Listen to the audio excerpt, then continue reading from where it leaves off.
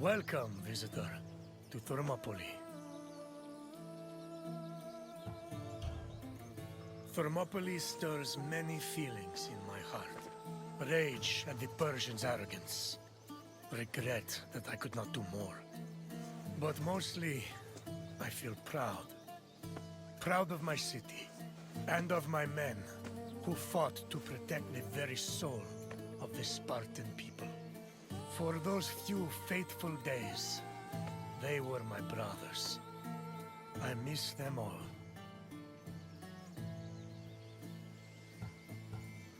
Thermopylae was where a courageous group of Spartans stood amongst other Greek soldiers and held off the forces of King Xerxes, the Persian. When you're done, find me and we'll speak more.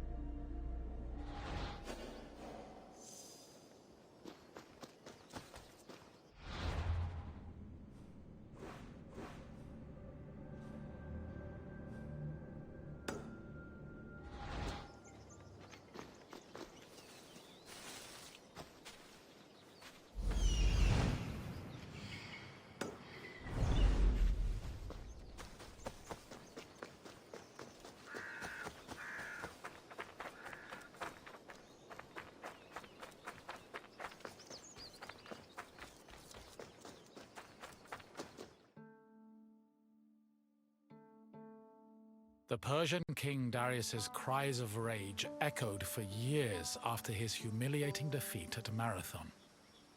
Even after Darius's death, his son Xerxes continued to seek vengeance against the Greeks. According to Aeschylus, Asia was emptied of all its men. Greek spies brought the news of Xerxes' imminent invasion back to their homeland. Afterwards, many discussions were had on the best place to mount a defense. In the end, the Greeks decided on Thermopylae. The area featured a narrow pass that could act as a bottleneck for the Persian army, negating their numerical superiority. It also offered naval advantages, offering the Greek fleets opportunities for flanking.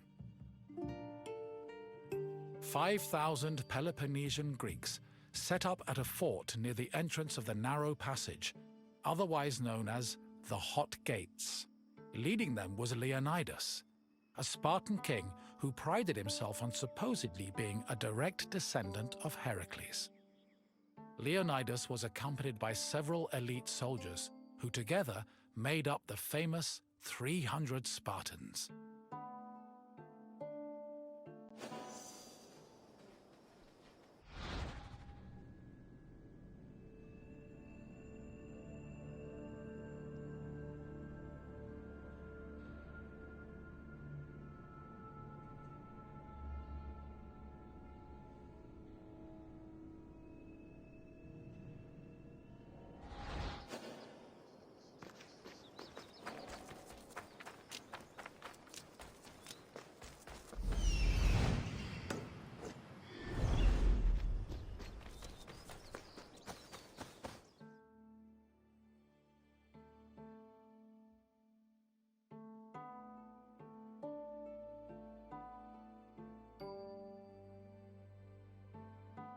The Persian army arrived in the summer of 480 BCE, preceded by a flood of rumors regarding their strength and numbers. It was claimed they consumed 6,000 tons of wheat every day, and that they dried every river and brook they passed to quench their near insatiable thirst. During their march to Thermopylae, the Persians faced no opposition, and in fact, increased their numbers further by recruiting more soldiers from other Greek cities and places like Thrace. According to Herodotus, the last count of the Persian fleet was numbered at 1,207 boats, mounted by approximately 240,000 men. He estimates the land army, meanwhile, was made up of more than 1 million men. The Greek forces at Thermopylae were heavily outnumbered.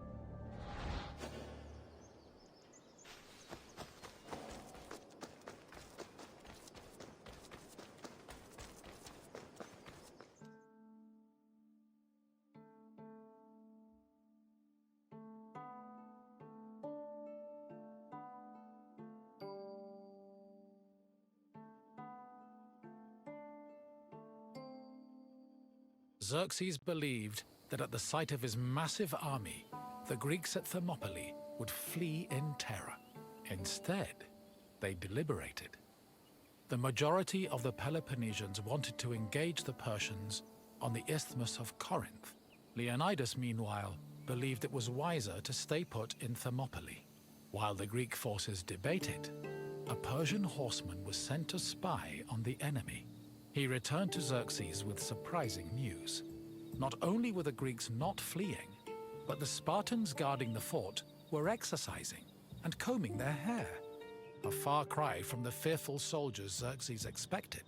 To increase the pressure on the Greeks, Xerxes waited 4 more days, then attacked on the 5th. The Persians faced heavy resistance and suffered many losses, and Herodotus says Xerxes leaped 3 times from his chair, seized with fear for his army. The following day proved to be just as difficult for the Persian forces, and the Greeks continued to stand their ground.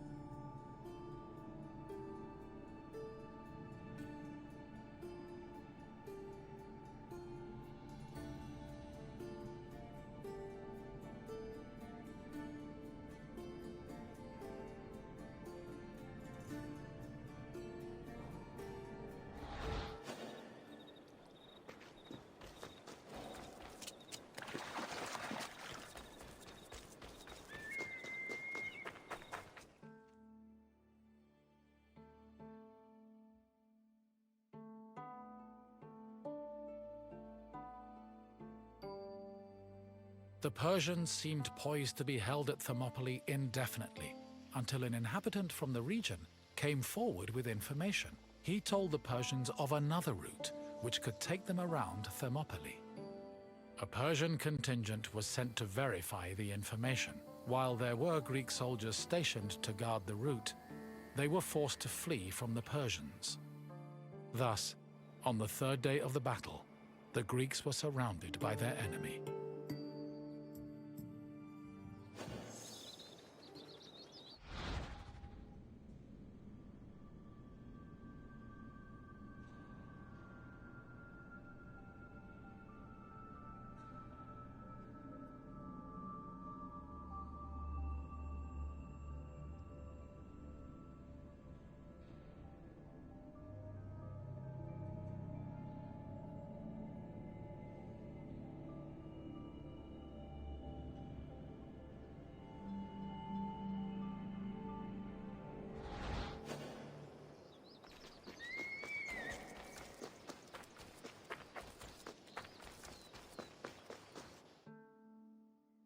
With the Persians both in front of and behind them, the Greek forces at Thermopylae realized they had two choices: flee to live another day, or stand and fight till their last breath. Most of the Greeks chose the former option, but some stayed, including Leonidas and his 300 Spartans. For the Spartans, dying a glorious death was one of the highest honors they could achieve. The few members of Leonidas's Spartans who did not participate in the last stand at Thermopylae felt that they had missed an opportunity for honor and either committed suicide or continued living under the mockery and disgust of their fellow citizens. The Spartans' last stand was not only for glory, though. Had they not held off the Persians, the Greeks' retreating forces would probably have been cut down by enemy horsemen.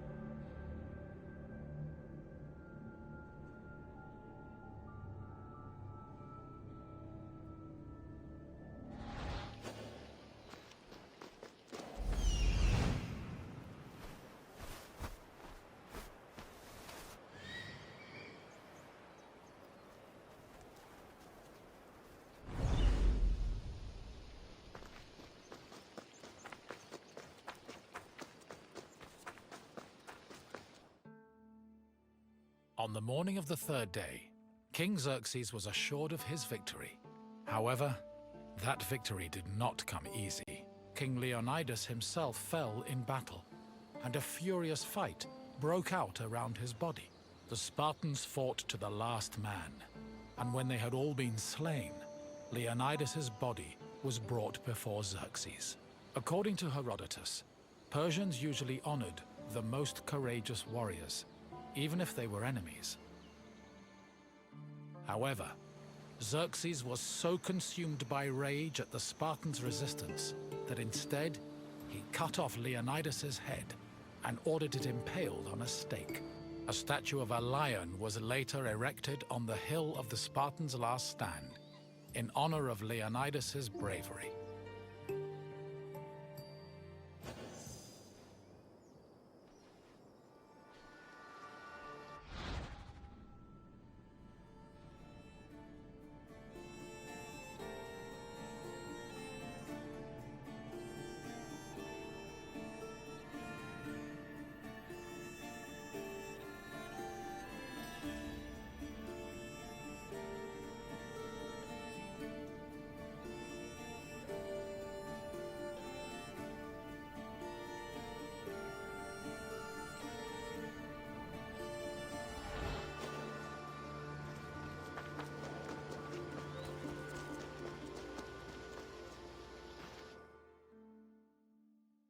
Though they were victorious, the Battle of Thermopylae shook the morale of the Persian army. They had lost thousands of men, while Greek casualties only numbered in the hundreds, and due to the sacrifice of the Spartans, the rest of the Greek army had been able to successfully retreat and regroup. As a result, even as Xerxes set up camp at the foot of Athens' Acropolis, ready to get revenge for his father's humiliating defeat at Marathon, the Persians were more anxious than confident. They were more aware than ever that the Greeks did not fear them and were ready to die defending their land.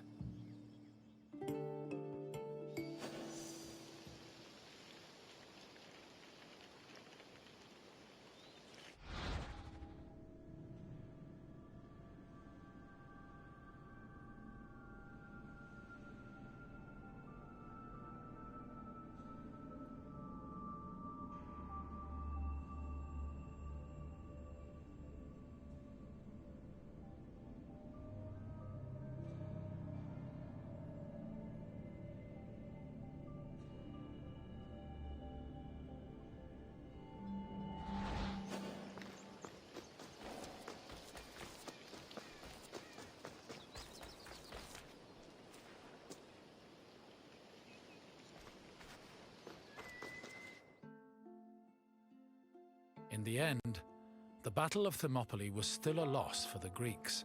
However, the battle gave the Greeks a boost in morale that carried them all the way to their decisive victory over the Persians in the Battle of Plataea in 479 BCE. With the war against the Persians finally won, the Greeks were able to honor the sacrifice of Leonidas and his Spartans with memorials and poems, forever solidifying the glory of Sparta's military prowess. The newfound respect for Sparta was noteworthy, because before the war, the city was seen as no more than a bully who forced itself into the affairs of others. Thermopylae changed opinions of Sparta for the better, and gave them a legitimate claim to be one of Greece's most powerful and influential cities.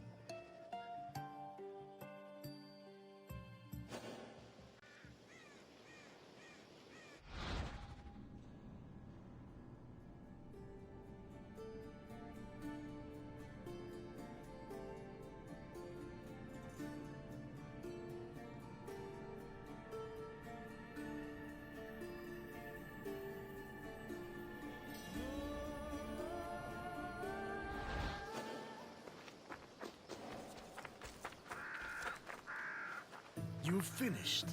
I hope you understand the magnitude of the sacrifices made at Thermopylae. Without them, the Greek people would have surely ended as a footnote in Persian history. Is there something else you'd like to do?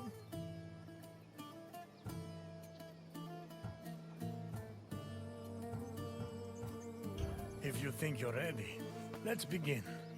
First question. Who was Xerxes' father? Yes, one of the main reasons Xerxes invaded Greece was to get revenge for Darius's defeat at the Battle of Marathon. Another question for you. Which battle is seen as the final victory against Xerxes' Persian forces? Correct. The Battle of Plataea helped put an end to Xerxes' invasion. One last question. How many Spartans fought at the Battle of Thermopylae? Yes, 300 of us stood against Xerxes' forces. You've done well, visitor. I have no more questions for you.